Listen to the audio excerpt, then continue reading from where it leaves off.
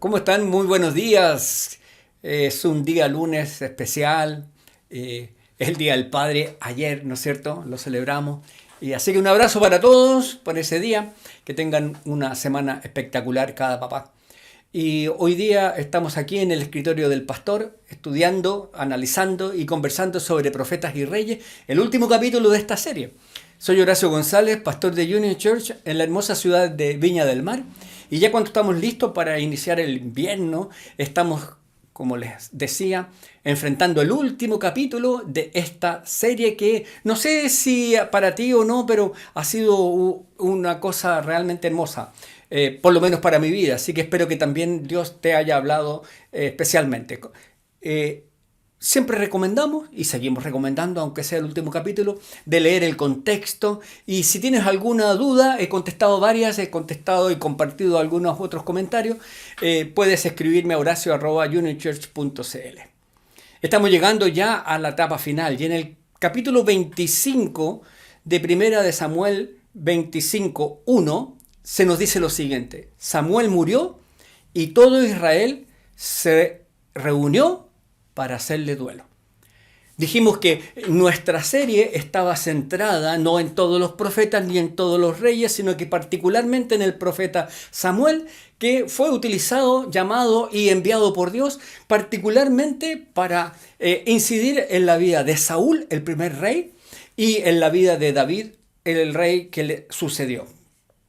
Samuel, eclipsado por Saúl en sus últimos años, este rey que ya estaba complicado, incluso temeroso de él, llegó al final de sus días y fue llorado por todo Israel. El pueblo reconoció y reconocía y honró la integridad del liderazgo de Samuel, mientras él fue juez y profeta de Israel. Y hay que decirlo, sus hijos no siguieron los pasos.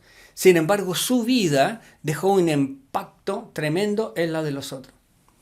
Entonces nos podemos preguntar, y te pregunto a ti, me pregunto a mí, nos preguntamos unos a otros, ¿cómo se mide? ¿Cómo se mide el valor de una vida? Y la verdad es que hay diferentes maneras o formas de hacerlo.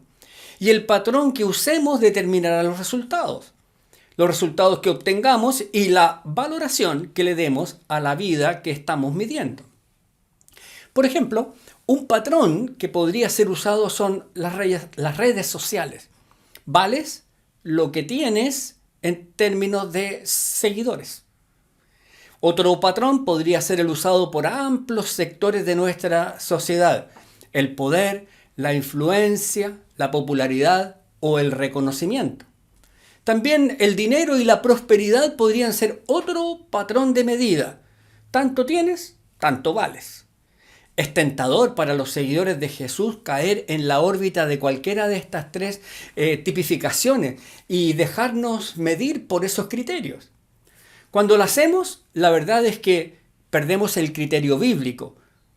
Y perdemos el criterio bíblico como fuente para la valoración de la vida y de nuestra vida. Entonces, ¿cuál es ese criterio? Y para mí, ese criterio tiene dos aristas, es doble. Primero, la primera pregunta: ¿cuán evidente es la imagen de Jesús en mi vida? Y el segundo criterio es: ¿qué tipo de contribución he hecho para bendecir al mundo? Personalmente, y te invito para pensarlo también para ti, quiero ser medido y valorado a la luz de estos dos criterios tan arraigados a la palabra de Dios. Quiero que el día en que se lleve mi funeral, las personas puedan hacer una valoración rápida de cómo viví y puedan afirmativamente contestar a estas preguntas. ¿Era evidente Jesús en él? ¿O dejó un mundo mejor con su contribución? ¡Wow! ¿Qué respondería la gente acerca de ti si se hicieran estas dos preguntas? O te pregunto a ti de otra manera: ¿qué quisieras que ellos respondieran en tu funeral? El siguiente hito en esta recta final lo encontramos en 1 de Samuel 28:6. Y dice así: entonces consultó al Señor. Saúl está consultando. Entonces consultó al Señor, pero el Señor no le respondió, ni por los sueños, ni por las suertes, ni por los profetas. Mira, en una oportunidad leí una noticia en que un avión combatiendo los incendios forestales rompió una línea de alta tensión. Y a consecuencia de ese accidente, sin importar lo que pasó con el avión en este relato, muchos hogares y muchas familias se quedaron sin electricidad en un día y en una hora de mucho frío, en una época de invierno pleno, y durante toda una oscura noche. Simplemente un cable roto y todo el poder eléctrico se bloqueó y no llegó a un montón, miles de hogares. Afortunadamente, el relato nos dice que después de un breve tiempo, sin duda que pareció eterno para los que estaban sufriendo este percance, los que padecieron del apagón, el suministro fue restablecido. Ahora, permítanme hacer una analogía con esta ilustración. El pecado no es un problema en la vida de un seguidor de Jesús. El problema es el pecado no confesado, aquel en el cual persistimos, aquel en el que nos negamos a reconocer y por tanto nos negamos también a actuar sobre él. Es el pecado que justificamos por las razones que sean. Este pecado, el no confesado, rompe nuestra relación con Dios, como el avión el cable. Rompe nuestra relación con Dios y consecuentemente todo el poder de Dios deja de fluir en nosotros. Estamos desconectados de la red, quedamos desconectados de la red. Y mientras no actuemos sobre ese pecado, el poder no volverá a moverse en nosotros y a través nuestro. Vuelvo a insistir, porque a veces nos equivocamos con esto. Vuelvo a insistir, el pecado no es el problema. Es el pecado no confesado el que supone un obstáculo y además nos pone en alto riesgo. Y si confesamos nuestros pecados, en palabras de Juan, en su primera carta, Él, Jesús, es fiel y justo para perdonarnos y limpiarnos de toda maldad. Y esto es lo que yo veo en la vida de Saúl. Y por eso hago referencia, de acuerdo al texto que leímos al inicio de este hito. El rey pecó y desobedeció al Señor, sin duda, pero sus pecados no fueron más graves que los de David.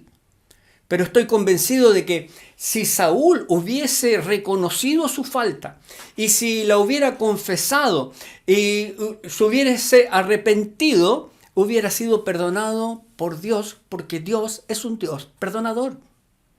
Pero no tenemos evidencia de que lo hiciera. Más aún tenemos constancia de que persistió en su pecado y por tanto dejó de tener comunión con Dios y de tener acceso al poder de Dios sobre su vida. Entonces, querido y querida, al terminar este segundo hito de esta mañana, ¿hay pecado no confesado en tu vida? Porque si lo hay, esta interrupción está vigente. ¿Cómo está afectando este pecado no confesado en tu relación con el Señor? ¿Hay falta de poder en tu vida? Si te analizas hasta qué punto puede deberse esa falta de poder al pecado no confesado. Y mi invitación en esta mañana, allí, en lo íntimo, en tu estrecha relación con el Señor, pido que el Espíritu Santo sea derramado sobre ti, sobre mí, sobre cada uno de nosotros, que nos redarguya de esos pecados que tenemos escondidos y podamos exponerlos, confesarlos, pedir perdón y recibir perdón del Señor para recuperar el poder que está disponible por parte de Él para nosotros. Puedes hacerlo. Mientras tanto, te invito a tomar un cafecito para que podamos continuar en esta mañana. Y recordarte que mientras nos tomamos este cafecito, recordar que las relaciones con la familia de la fe, con la iglesia, se realizan de muchas maneras. Pero la manera óptima es la presencialidad. Y quiero invitarte, por eso estamos insistiendo cada vez, en cada oportunidad que tenemos, a que invites a tu familia y tú mismo a asistir presencialmente a nuestras reuniones, cualquiera de ellas sean, donde tú te puedas conectar. Reuniones y actividades presenciales. Recuerda, cada domingo desde las 10 de la mañana con la oración, a las 11 de la mañana el servicio de adoración y un programa extenso que puedes ver en esta figura, en esta imagen, para cada una de nuestras edades y para cada una de las situaciones. Así que mantente conectado y busca la presencialidad para poder caminar juntos en esto. ¡Wow! Continuamos con el tercer y penúltimo hito, el 39 de 40, ¿ok? Que hemos desarrollado en toda esta serie. Dice así, Primera de Samuel 36. David estaba muy preocupado, porque la gente, afligida por sus hijos e hijas, hablaban de apedrearlo, pero reconfortado por el Señor su Dios. ¡Wow! La resiliencia, ¿has escuchado de ese término? Bueno, resiliencia es la capacidad que tienen los metales de volver a su estado primitivo después de haber sido sometidos a una alta presión. Modernamente el término también se usa para describir las capacidades de las personas de crecer en medio de la adversidad. Si quieres tener una imagen bíblica, te aconsejo leer los primeros versículos del capítulo 1 de Santiago, donde sin usar la palabra describe muy bien el concepto. No me cabe la menor duda que David era una persona resiliente. Llevaba años huyendo de Saúl y huyendo para preservar su vida, siendo el ungido del Señor, habiendo recibido ese llamamiento de parte del Señor. Estuvo incluso a punto de verse obligado a luchar en las filas de los filisteos contra su propio pueblo. Y finalmente, cuando se libra de esta situación que le tiene que haber provocado una tremenda e increíble tensión, llega a su ciudad y la encuentra arrasada, a la ciudad de sus conciudadanos y toda la población secuestrada por los amalecitas. Puedes leer el contexto, por favor. Y en ese contexto, la pérdida de absolutamente todo es donde encajan las palabras del versículo que encabezamos en este hito. Y la gente está buscando un culpable. Normalmente solemos hacer eso. Nos centramos y perdemos mucha fuerza en buscar culpables. Y aquí la gente estaba buscando un culpable, que es una cosa habitual cuando nos encontramos mal. Alguien contra quien podamos canalizar toda nuestra frustración, la rabia, la desesperación, etc. ¿Y qué es lo que quieren hacer? Apedrear entonces a David. Y en medio de esa situación, en medio de esa dura situación, Dios reconforta a David. La resiliencia es crecer en medio de la adversidad y se desarrolla cuando podemos generar los recursos emocionales y los recursos espirituales para afrontarla. Y estos, en los seguidores de Jesús, o sea, en ti y en mí, no vienen de nuestras fuerzas, vienen de Dios, de nuestro Padre, del Espíritu Santo, de su presencia en nuestras vidas, de su acompañamiento a través, como dice el Salmo, del valle de sombra de muerte. Porque la resiliencia, de la misma manera como los músculos de tu cuerpo, se desarrollan por medio de los ejercicios espirituales que vienen de Él, de nuestra relación con Él, de nuestra comunión, de nuestra adoración, de nuestra oración, de nuestro ayuno, de nuestro cántico, de estar y pasar tiempo con Él. Entonces, ¿cuál es tu nivel de resiliencia? ¿Estás enfrentando alguna dificultad, tiempos difíciles? ¿Sientes que estás agobiado? ¿Dónde estás encontrando? ¿Dónde estás recibiendo la fuerza? ¿De dónde estás buscando o recibiendo las fuerzas para enfrentarlo? ¿Cómo puede ayudarte el Señor a desarrollar esta musculatura que necesitas en tu vida? ¿Puedes hacer algo al respecto? Porque Dios está dispuesto y está disponible y esperando que tú te conectes con Él. ¡Wow! Y llegamos al último hito. Dice, entonces Saúl empuñó su espada y se arrojó sobre ella. ¡Wow! Estamos viendo aquí el final de la vida de Saúl. No sé si te son conocidas estas siglas. PRT. PRT es la sigla de las plantas de revisión técnica para los vehículos. En todas nuestras ciudades están. Esta revisión técnica es un chequeo que anualmente todos los vehículos de nuestro país tienen que someterse. Y la finalidad de esta inspección es poder determinar problemas que puedan reducir la seguridad de los vehículos. Por eso te revisan freno, alineación, luces, etcétera, etcétera, etcétera. Es una especie de detección precoz que permite resolver los problemas que identifican. Y creo que es muy oportuno, si existiera un PRT, pero una inspección técnica de discípulos, debería ser PRD, ¿ok? Una inspección técnica de discípulos, que nos ayudara a detectar retos, problemas, inconsistencias, contradicciones, pecados, prioridades, actitudes y motivaciones fuera de lugar en nuestra relación con nuestro Padre Dios, con nuestro Creador.